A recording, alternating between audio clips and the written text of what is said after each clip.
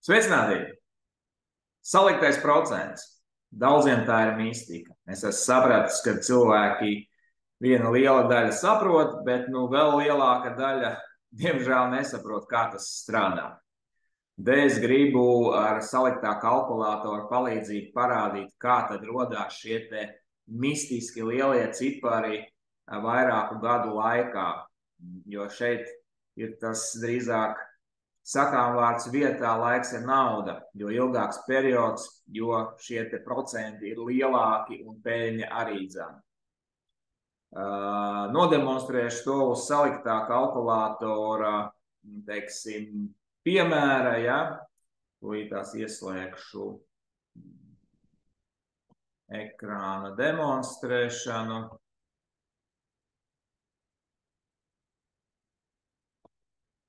Tā. Sanāca, klītī. Tā, nē, ekrāns ir iedemonstrēts. Vārds sakot, uzlikšu brilles. Vārds sakot, es izmantoju šādu te tipa kalkulātoru. Man viņš liekas ļoti parocīgs. Viņš gan ir krievu valodā, bet internetā noteikti var atrast gan angļu, gan vācu, spāņu variantus, kādu no sirds vēlās. Būtību tas nemainīs. Respektīvi, ko mēs šeit redzam? Starta depozīts. Ierakstīšu es ne $1000, bet, teiksim, 10 000. 10 000, manuprāt, ir tā summa, kas, teiksim, tādam vidusmēra investoram būtu paceļama, būtu pietiekoši saprotama un, teiksim, redz reāli šos te augļus, jo, ieguldot, teiksim, $100, īsti tā peļņa tur nekāda nesanāk, ja, pa $3, pa $4 mēnesī, to tu nejutīsi, bet, pieņemsim, ja tu ieliec 10 000, tā jau ir, kā lai saka, jau ir vērtība. Tātad, 1, 2, 3, 4 nulles, 10 000 būs, ja? Tā kā procentu likme mums mainās no 4 uz 3, tad arī, ja jūs paspējat līdz šim te 1. novembrim investēt šos, pieņemsim kaut vai tos pašus 10 000, jūs katru mēnesi saņemat 4% un gadā griezumā tas sastāda 48% peļņas. Taču, ja jūs ieguldat šos te 10 000, neko vairs klāt neliekot, un katru mēnesi, pirmo mēnesi jūs saņemat, teiksim, 4%, bet rēķinam, ka ar nākamo mēnesi jūsu ikmēneša peļņa ir 3%. Šeit mēs rakstam 3%. Un investīciju periodu apskatīsim, sāksim no 1 gada. 12 mēneši. Nekādas papildināšanas, nekas, jūs vienreiz ieliekat summu, bet ar nosacījumu, ka katru mēnesi saņemot savas dividendes, šos te 3%, jūs viņus atkal investējat šajā te produktā. Respektīvi, nauda netiek ņemta ārā. Jums katru mēnesi ienāk ienākums, bet jūs šo ienākumu nevis izņemat un tērējat, bet liekat atpakaļ.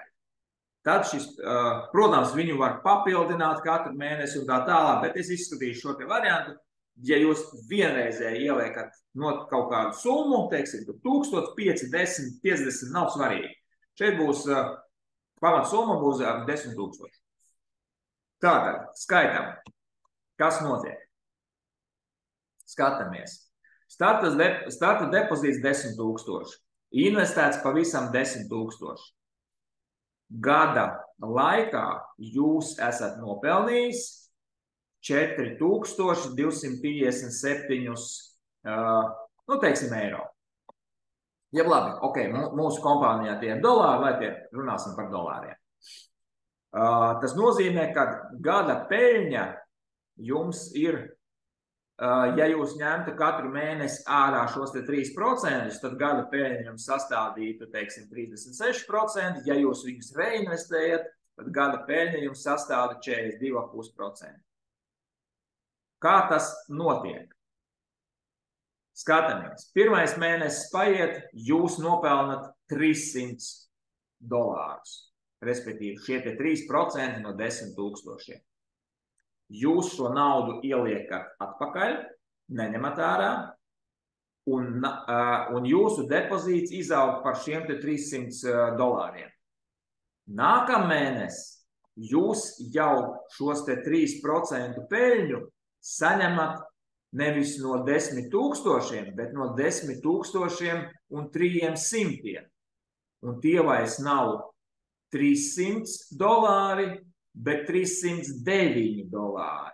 Jo arī no šiem 300 jūs jau saņemat attiecīgi šo te peļņu, kas ir 3%. Paiet vēl mēnesis, jūs atkal reinvestējat šo te peļņu, un jūsu depozīts ir izaudzis uz 609. 300 un 309.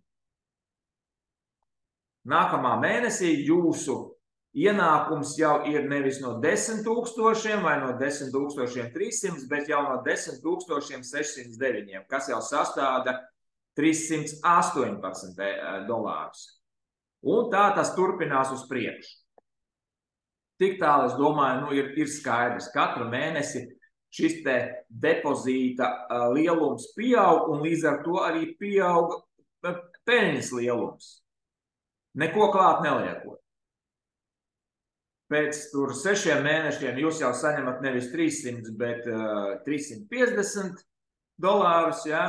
Pēc 12 mēnešiem jūs jau saņemat nevis 300, bet 415. Tas ir 1 gads. 1 gads, tas ir tā, so. Interesantākais sākās pēc tam. Ok, ejam tālāk. Ieliekam 2 gadus. 24 mēneši. Kas notiek? Jūsu ieguldījums tāpat paliek 10 000, investēts pavisam 10, klāt nekas nav likts, bet šo te 2 gadu laikā jūs esat jau nopelnījis 10 000, un jūsu depozīts finālā jau ir nevis 10 000, bet 20 000. Tas nozīmē, ka 2 gadu laikā jūs esat dubultā saņēmuši naudu, dubultojuši savu depozītu. Tas ir 2 gados 100%, gadā 50%. Tas jau ir peļņa 50% gadā. Šeit var redzēt, 300 saņemam, pēc tam 309, 318, depozīts aug. Lūk, paiet 2 gadi, jūs jau mēnesī saņemat, rupi ņemot 600. Jūs saņemat jau katru, ja jūs arī šeit apstājaties, atstājat šo te 20 000, jūs atstājat kā depozītu, lai aug no viņiem peļņa, jūs jau pasīvi katru mēnesi saņemat 600. Tik tālu skaidrs. Braucam tālāk. Ieliekam 3 gadi. 36 mēneši. Šeit viss pa vecam. Jūsu tīrā peļņa ir 19 000 šo 3 gadu laikā. Jūsu depozīts ir izaudzis gan drīz jau līdz 30 000. 28, 9, 8, 2, respektīvi 29 000. Tas pats. Šeit viņš aug, ikmēneša peļņa bija 600 bija mēnesī, tagad jau pēc 3 gadiem jūs jau saņemat 844, un jūsu depozīts ir izaudzis šādā te mērā. Un pēc 3 gadiem tas ir vidējā gada peļņa šajā te, nevis šajā periodā, bet ja mēs skatāmies katru gadu kopā, tad vidējā peļņa ir izaugusi gadā 63%. Gada peļņa ir 63%. 1 gadu 63%, otru 63%, 3. gadu 63%. Tas ir 190% šajā te laika periodā. Tie ir 3 gadi. 4 gadi.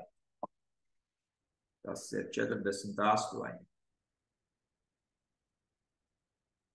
Jūsu depozīts ir izaudzis jau līdz 41 000.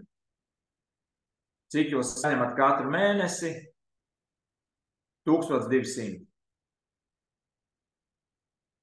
Ieliekam 5 gadi.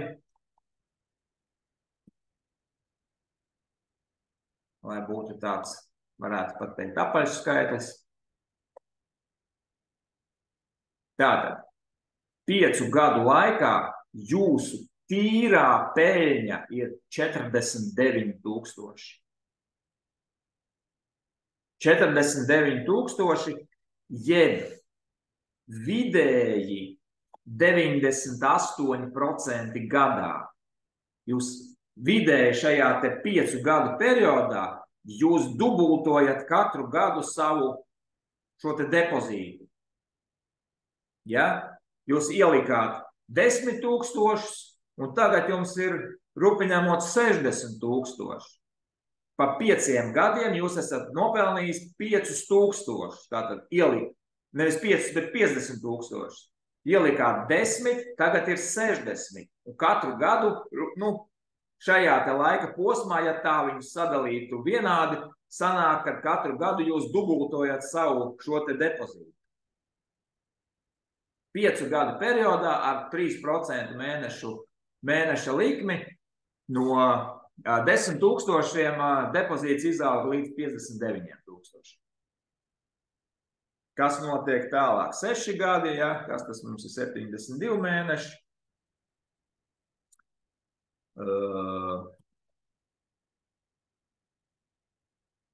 72 mēneši, kāds skaists skaitlis. 6 gadu laikā tīrā peļņa ir 74 000. Kopējā kapitāla vērtība ir 84. Ja?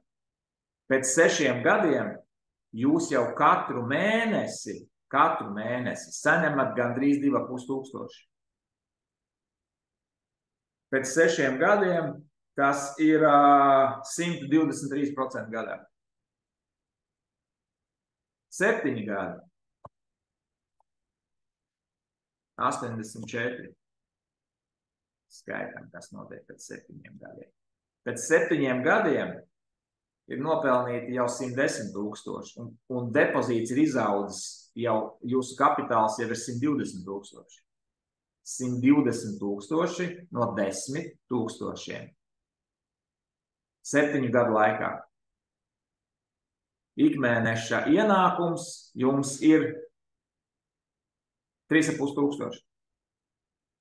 Varat, kā lai saka, ciet un katru mēnesi saņemt šo te 3500, principā, manuprāt, nav nemaz tik slikta nauda.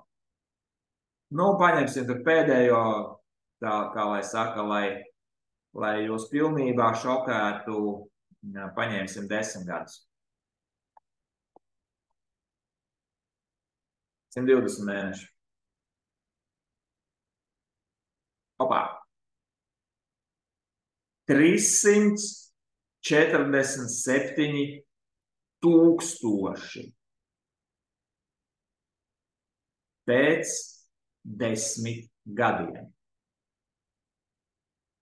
Jūs šodien ieliekat 10 000 katru mēnesi, neko klāt neliekot, ne kapeiku, tikai investējot katru reizi saņemto peļņu katru mēnesi. Pēc 10 gadiem jūsu kapitāls ir 347 000. Mēnesī jūsu ienākums ir 10 000. Šodien jūs ieliekat 10 000. Paiet 10 gadi, un jūs jau mēnesī saņemat 10 000. Man šķiet, ka ar 10 000, jā, būs pēc 10 gadiem arī inflācija. Bet ja jūs šo te naudu turēsiet bankā vai mājā vai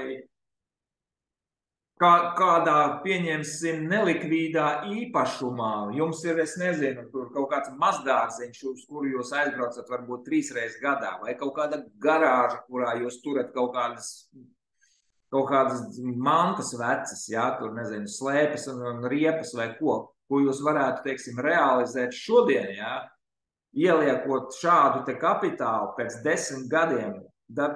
Bērniem, nezinu, bērniem skolai kaut vai. Nu, ja jums ir, nezinu, tur skolas vecuma bērni, ja, 1. klasē aizgāja, ja, nu, ieliekat šos te 10 000, viņš pabeigs skolu, viņam katru mēnesi būs 10 000.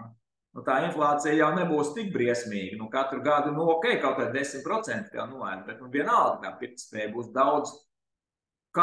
daudzkārtīgi lielāka nekā turot kaut kādā bankā vai fondos vai pensiju fondos vai kaut kādos tam līdzīgos brīnumainos instrumentos. Tā kā, nu, īsumā man tas viss. Pagaidām ierakstīsim nākamreiz citu kursu. Paldies!